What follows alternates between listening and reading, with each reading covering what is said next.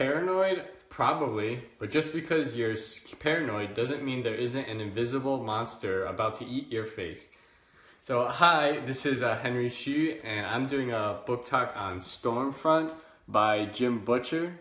And this is the first book in the series called The Dresden Files, which has become extremely successful since its debut in 2000. And this book deals a lot with wizards, magic, and the spiritual world. And it also talks a lot about trust, friendships, defiance, and most importantly, integrity. So let's first talk about the protagonist, Harry Dresden. So he introduces himself by saying, my name is Harry Blackstone Copperfield Dresden. Conjure by it at your own risk. I'm a wizard. I work out of an office in Midtown Chicago. As far as I know, I'm the only openly practicing professional wizard in the country. You can find me in the Yellow Pages, under Wizards. Believe it or not, I'm the only one there. And yes, you heard that right. He is a wizard who puts himself in the Yellow Pages and works as more like a private investigator.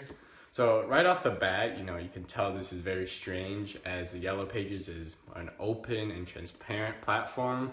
And when you think of wizards, you don't really think of very open or very transparent.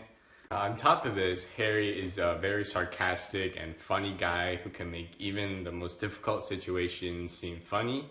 And in a way, he reminds me of Deadpool, as they both use humor as a way of coping and relieving the stress of the current situation. And this book has a backdrop setting in Chicago. It sets the mood with occasional, weather changes. Sometimes it's raining, but in general, it's very, very vague. So we first meet Harry in a bad situation as his rent is overdue and he is in trouble with the White Council. So the White Council is a body that governs wizards across the globe and has watched Harry very closely ever since he killed his teacher in self-defense. So the first law of magic prohibits wizards from using magic to kill, and normally breaking this first law usually comes with a death sentence. But Harry did it in self-defense, so he gets a pass. So the story starts with Monica Sells asking Harry to find her husband, Victor Sells, who has recently gone missing. And at first, Harry rejects her.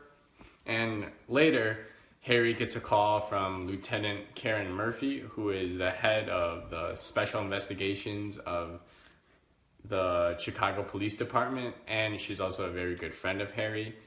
And, she introduces Harry to a murder case. So in this murder case, two people had their hearts ripped out by magic. And as I mentioned before, using magic to kill someone is a serious violation of the first law. So, this gives Harry the motivation to seek out the killer. So he accepts the case for this murder. And on his way back to his office, he also agrees to help Monica Sells find her missing husband, Victor. In the meantime, Harry meets Johnny Marcone, who is the crime boss of Chicago. And Marcone tries to bribe Harry into just to sit by and do nothing to help Lieutenant Murphy and basically to just stay off the murder case. And obviously, this would help Harry's business, as he received bribes, and it's probably not a good idea to offend a crime boss.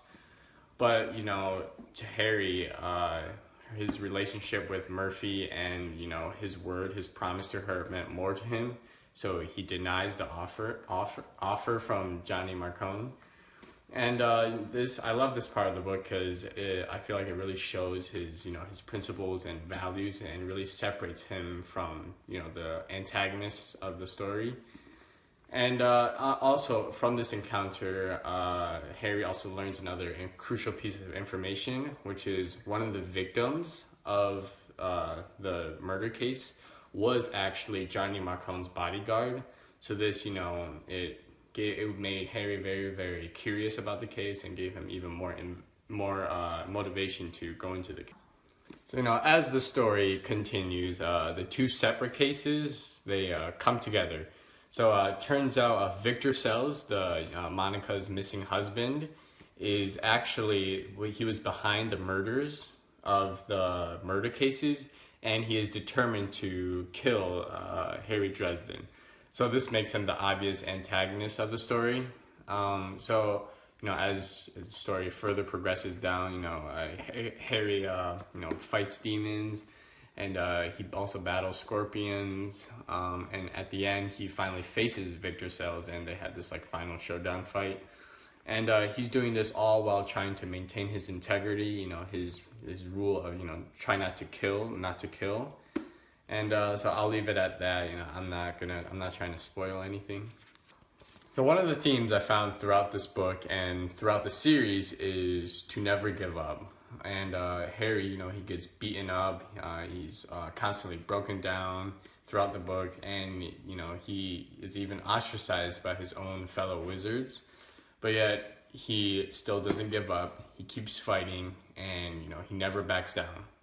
And this reminds me of a quote from Babe Ruth, which is it's hard to beat someone who never gives up. And I feel like Harry Dresden fits this quote perfectly.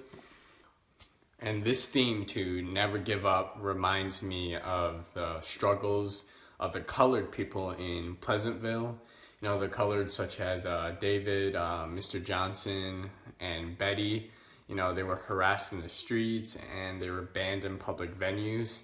And the people of Pleasantville, they also imposed restrictions on the colored people to not allow them to play loud music or to allow them to use any colored paint except for black and white. And they went even as far as to destroy Mr. Johnson's restaurant. But, however, like Harry Dresden, they do not give up. They keep fighting for what they believe in, and they don't back down. As later, David and Mr. Johnson, they start painting, color painting on a brick wall where everyone can see. And, they were arrested for it, but they were also defending their actions in court, and eventually they were able to, transform Pleasantville. So, all in all, I really enjoyed this book, Stormfront, so I suggest you all check it out.